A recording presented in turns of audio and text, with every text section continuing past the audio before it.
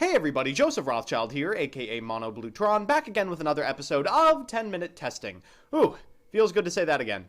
Clearly there's a lot to test, the new Nordics, the magnificent Melodious Support, and the dastardly Dangers, but first I want to take a look at a deck that seemed poised to make a splash and fell just a little bit short these past few weeks. I present to you Stratos' retirement home and the least exciting deck since the last time we made Dark Law, Gumblar HERO. So here's the list, and Jesus, you always think you're ready to see 60 cards, but you never really are. As always, I'll give you a little bit of background about the archetype, a little bit of a discussion about what I hope the deck can do, and as always, the card by card. So firstly, for those of you that don't know, Gumblar HERO is a relatively new archetype, but it didn't have to be. People got excited to sleeve up Stratos when it was re-released, but the secret truth is that there was always room in the metagame for a deck that made maximum use of Maliciouses, and a reasonable Link 4 payoff was enabling it long before Proto-Canadia escaped Konami's clutches. This deck should look reasonably familiar to anyone who has played against Goki. It, like most Link rank-up decks nowadays, uses warriors to climb the chain from Isolde to Summon Sork to a Link 4, then go off from there. Where this deck differs from Goki is that it's unable to build the massive U-linking boards that have frustrated players for months. Why then choose Gumblar HERO over Goki? Well, there are two reasons. Firstly, triggering Gumblar twice is extremely powerful. Secondly, this deck can access something Goki cannot. Dark Law. While Gumblar stripping 4 cards will often win you the game, if your opponent's remaining 2 cards are Engage plus Multi-Roll, Desires plus Light Stage, Suprex plus Rematch, or Rivalry plus Multi-Faker, you very much might still lose. Dark Law circumvents all of this by stopping the problem at the source. He prevents opponents from filling their grave purposefully, then holding onto a reanimation spell. He can trigger Gumblar on your opponent's turn. And most importantly, he locks out games where a couple of critical adds could keep your opponent in the game far longer than they should be. We're playing as much stuff to make Isolde as possible, including a whopping 10 foolish burial effects for Maliciouses, alongside primary board setups for Gumblar, A Nightmare, and Dark Law, or backups of Phantom Knights monsters and Naturia Beasts through Solid Man. So with that, let's get into the card by card. First, we've got the main man himself, Stratos, followed by 3 copies of Vion, 3 copies of Discount Vion, 3 copies of Double Discount Vion, and the payoff, 3 Destiny Hero Malicious. We've got 1 Solid Man for Naturia Beast and 2 Shadow Mist. It's a pretty good card anyway. After that are some of the 2 of Warrior starters, Junk Forward and Blue Mountain Butterspy. Next is 1 Destruito, the Lost Dragon's Frisian, as a supplemental target for the Armageddon Knights, attack gainer for Naturia Beast, and a small Phantom Knights Ancient of 1 Cloak and 2 Boots. We've also got 6 Hand Traps, 2 Ash, 2 Ghost Ogre, and 2 Droll. Next are these spells, 3 copies of E-Emergency Call, 3 Startup Engage, 1 Hornet Drones, 1 Eagle Booster for Garnet purposes, 3 copies of Mask Change, 1 Polymerization to live the Vion Dream, 3 Twin Twisters, and 5 Equips, DDR, Moonmirror Shield, Phoenix Sword, Living Fossil, and Overdone Burial. Finally, our powerful limited and semied cards, 2 Called, 1 Upstart, 1 A Hero Lives, 1 Reborn, 1 Foolish, 1 Soul Charge, and 1 Reinforcement of the Army. Bringing up the rear is 1 Shade Brigandine, rounding out our PK package. In the extra, we've got 2 copies of Dark Law, 1 Dangerous for Polymerization and to overlay with a Malicious into Beatrice, 1 Naturia Beast, 1 of the Gumbler himself, 1 Boral Sword, 1 Firewall, 1 Summon Sork, Nightmare's Unicorn, Phoenix, and Cerberus, Isolde, Kagari, and Nightmare Mermaid. So with that, let's jump into the games. Our first game, already in progress, is against True King 6 Samurai. Now, in a lot of ways, True King and 6 Samurai are kind of natural fits for each other. We're going to take 2 cards out of their hand, then in their draw step, flip up this copy of Mask Change to go into Dark Law, get 2 more, and then our opponent is going to... Oh, come on! Now, our second game is up against Altergeist. As you know, Altergeist is a top contender in today's meta. We thankfully have the called for their Ghost Ogre on our Isolde, so afterwards we're going to be able to activate Isolde's effect, send 4, and then come on! Okay, we're playing against Cyburst. A Cyburst player has to sit and wait it out, right? If anyone is going to sit in front of their screen and watch us combo off, it's gotta be a... Come on! Whew.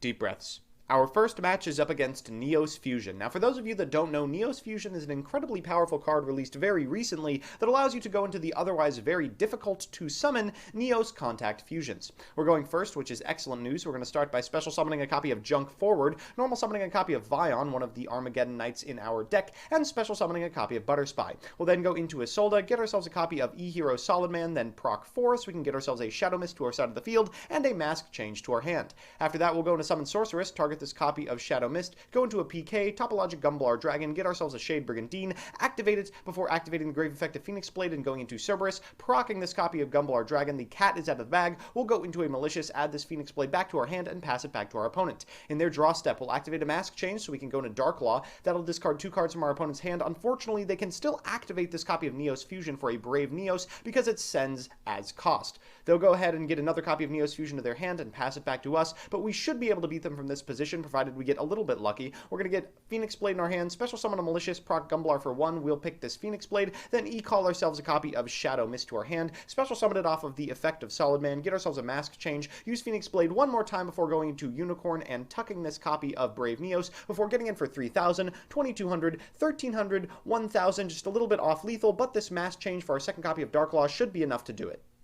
Our second match is up against the Scourge of Dueling Book Unranked Ladder, Blue Eyes Chaos Max Turbo. Now, this is one of the few decks that wants to go second, so we could get OTK'd if we're not particularly careful. One thing has already gone wrong in our hand. We have drawn Malicious. We're playing 60 in part, so we don't do this, but we should be able to sack our way out of it. We'll start by activating this copy of Brandish Sharp Engage for a copy of Hornet Bit, use that to get to token to our side of the field before normal, and then specialing a Silent Boot from our hand. We'll go ahead and get a Blue Mountain Butterspy off of this copy of Isolde and a Shade Brigandine from this copy of Silent Boots before going into a Dark Greffer, who can of course trigger our Malicious while triggering our copy of Shadow Mist. We're then going to go into a copy of Summon Sork for a junk forward, then go into a Gumblar Dragon and start triggering the effects. We'll do 1, and what do you know, we just happen to hit the Phoenix Blade. We'll put it back in our hand before going into a Cerberus and passing it back to our opponent.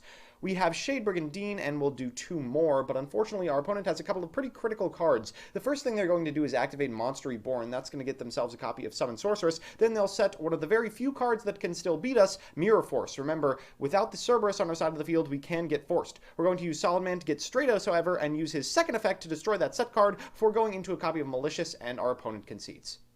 Alright, so it's time for Game 3, and you know what that means, a best of 3 versus meta. Our opponent is on Spiral, which is bad for a couple of reasons. Firstly, Spiral is one of the very few decks remaining in the meta that wants to go second, and secondly, our opponent has drawn a very critical card in this matchup, which you'll see momentarily.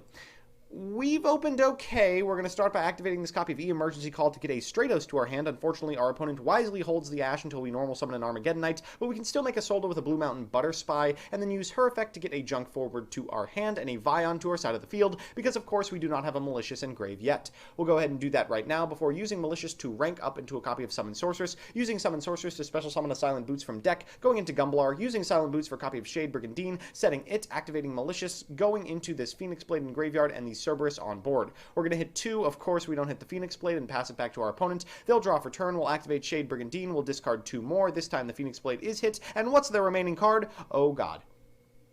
Okay, well, this is particularly bad for us. The first thing we're going to do is activate Master Plan to get a rescue, then go into Double Helix. They'll use Master Plan once again to get a Resort and a Quick Fix. That Resort is going to get a copy of Super Agent so they can know the top card of our deck with absolute certainty. They'll normal summon a Quick Fix to get a Big Red to hand, then activate Double Helix, calling correctly, of course, to get a copy of Sleeper. They'll then go into Linkuriboh, reborn this Quick Fix to get a copy of Last Resort, then special summon the Master Plan back again. Oh my god, where are these OPT clauses? They'll go into a copy of Trigate and a copy of Nightmare Unicorn. Big Red is going to get back Helix, then they'll use Rescue to get back Master Plan as well. Master Plan will trigger once again before going into Cerberus, getting rid of our Shade Brigandine, then banishing with Trigate our remaining monster.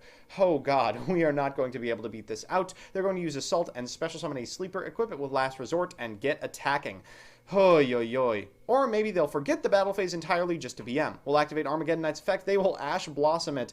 Oh, that's debilitating. We'll activate Phoenix Blade, equip it, and then immediately get blown up by the Spiral Sleeper. I think that's about as much BM as I can handle, so after returning the Phoenix Blade to our hand, we'll concede.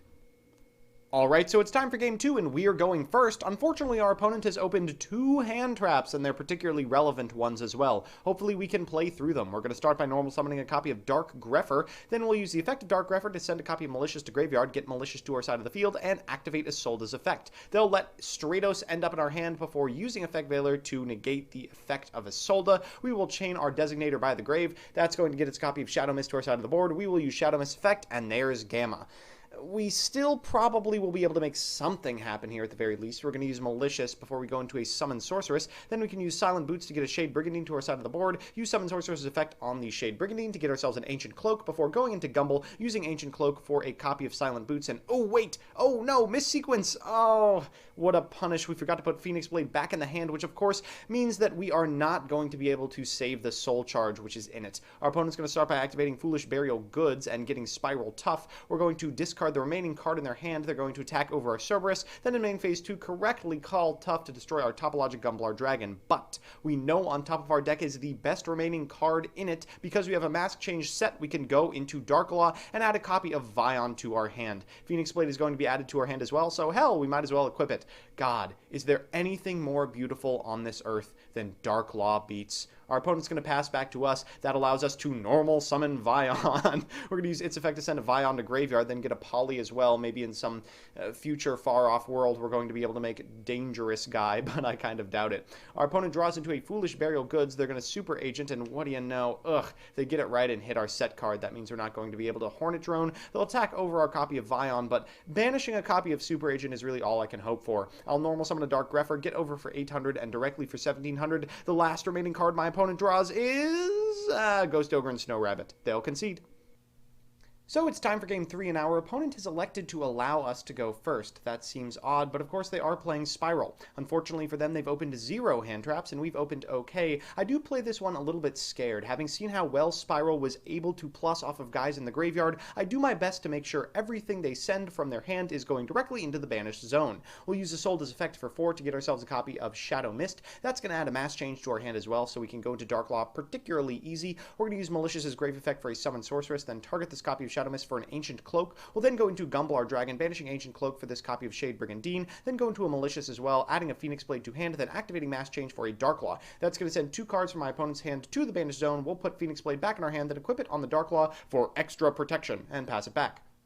Our opponent's going to start by normal summoning Spiral Tough and using its effect. They call it wrong, thank God. Then go into Monster Reborn and link summon Firewall Dragon. That's going to trigger, of course, this copy of Gumblar Dragon. They're going to chain the effect of Firewall to return this copy of Dark Law so they can send stuff to the graveyard. They'll go to Battle Phase, destroying our remaining copy of Shadow Mist, but we should be able to win from this position. We're going to start by normal summoning a copy of Stratos. Stratos is going to add a copy of Solid Man to our hand. We're going to put Phoenix Blade back in our hand and equip it to the Stratos before getting over for 500 plus 2100. When our opponent goes to draw step, you know the first thing we're going to do is flip up this copy of Shade Brigandine to destroy the last card in their hand, and they will concede. So we're back with the deck, and I'm a little skeptical. It was good, yes, and going first it can put up 4 discards, 2 of which will usually be banished under Dark Law. Going second it can make big honking boards for OTKs, but I've still got a couple of things to say about this build. First, it's extremely feast or famine, and unfortunately, since none of the discards are random, your opponent is going to keep the stuff in their hand that outs the board you make the best. You don't want to get into a post-setup mid-range war with the likes of Sky Striker. It is not going to end well. 2, I don't exactly know why you would play this over Goki. Dark Goki with Malicious is basically already this deck, but of course it spends less time fiddling around with Dark Law setups and more time extra linking. If you're playing something that already dies to 2 hand traps, why not make it the most optimal? And 3, God, I hate to say this, Stratos is not particularly good in the deck. He eats a normal, and you're not going to be able to recur him more than once, so the dream of going +8 is effectively dead. I mean, he's a nice soul to add, but you're usually just going to end up discarding him to Gumbles.